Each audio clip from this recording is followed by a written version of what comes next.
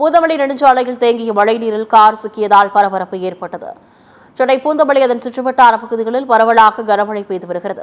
பூந்தமல்லி நெடுஞ்சாலை வேடப்பஞ்சாவடி அருகே இருக்கக்கூடிய சர்வீஸ் சாலையில் காலை முதலே பெய்து வரும் கனமழை காரணமாக சர்வீஸ் சாலை முழுவதும் மழைநீர் தேங்கி குளம் போல் காட்சியளிக்கிறது.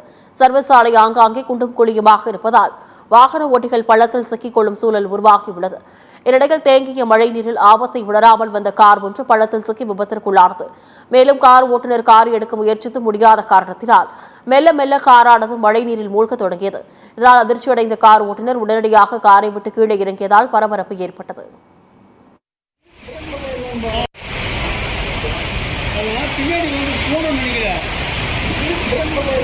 முன்னாடி